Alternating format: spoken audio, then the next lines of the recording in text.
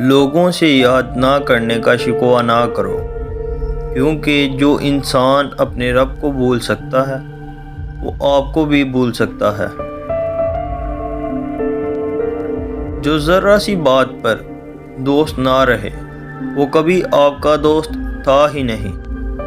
جس کو ایسے دوست کی تلاش ہو جس میں کوئی حامی نہ ہو، اسے کبھی دوست نہیں ملتا۔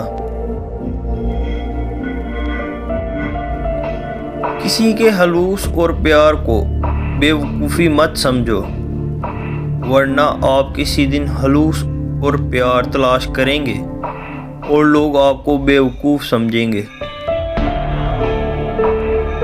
رزق سخاوت میں پوشیدہ ہے اور لوگ اسے محنت میں تلاش کرتے ہیں۔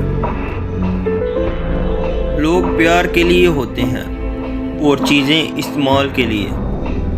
بات تب بگڑتی ہے جب چیزوں سے پیار کیا جائے اور لوگوں کا استعمال کیا جائے۔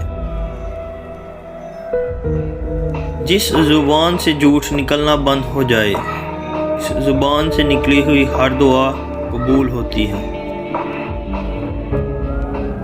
زندگی میں خود کو کبھی کسی انسان کا عادی مت بنانا، کیونکہ جب وہ آپ سے پیار کرتا ہے تو وہ آپ کی برائیاں بھول جاتا ہے، اور جب آپ سے نفرت کرتا ہے تو آپ کی اچھائی بھول جاتا ہے۔ برے شخص کی صحبت سے پرہیز کریں، کیونکہ وہ تلوار کی طرح ہے، دکھنے میں خوبصورت اور اثر میں خطرناک۔ اپنا سر اونچا رکھو کہ تم کسی سے نہیں ڈرتے، مگر اپنی نگاہیں نیچی رکھو تاکہ پتہ چلے کہ تم ایک باعزت گھرانے سے تعلق رکھتے ہو۔ اچھے انسان کا تمہاری زندگی میں آنا تمہاری خوش قسمتی ہوتی ہے، اور اسے سنبھال کر رکھنا تمہارا ہنر۔ اگر کوئی تمہارا دل دکھائے تو ناراض مت ہونا، کیونکہ یہ قدرت کا قانون ہے کہ جس درخت کا پھل زیادہ میٹھا ہوتا ہے، لوگ پتھر بھی اسی کو مارتے ہیں۔ اگر تم اس وقت مسکراتے ہو جب تم پوری طرح ٹوٹ چکے ہو، تو یقین جانو دنیا میں تمہیں کبھی کوئی توڑ نہیں سکتا۔ اگر انسان زندگی میں مایوس ہو تو کامیابی بھی ناکامی میں نظر آتی ہے، اسی لیے ہمیں زندگی میں کبھی مایوس نہیں ہونا چاہیے اور اللہ تعالیٰ پر مکمل یقین رکھنا چاہیے۔ انسان کی انسانیت تب ختم ہوتی ہے جب اسے دوسروں کی پریشانی پر ہنسی آئے۔ ہر چیز کا صدقہ ہوتا ہے، اور عقل کا صدقہ یہ ہے کہ جاہل کی بات سن کر برداشت کی جائے۔ مولانا رومی فرماتے ہیں، ایک صوفی اللہ کے ذکر میں شب بیداری کر رہا تھا۔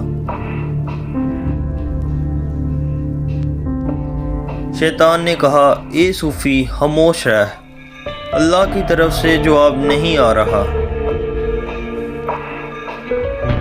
صوفی دلبر شاد ہو کر سو گیا۔ خواب میں حضرت خضر سے ملاقات ہوئی۔ انہوں نے فرمایا، اللہ کے ذکر سے کیوں غافل ہو گئے ہو؟ صوفی کہنے لگا، اللہ کی طرف سے جواب نہیں آ رہا، اسی لیے ذکر چھوڑ دیا۔ حضرت خضر نے فرمایا، اللہ کہتا ہے، اے بندے، تیرا اللہ کہنا ہی میرا جواب ہے۔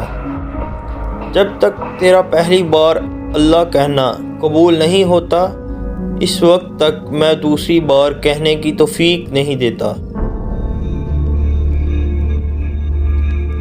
اللہ پاک ہم سب کے اعمال کو اپنی بارگاہ میں قبول عطا فرمائے، آمین۔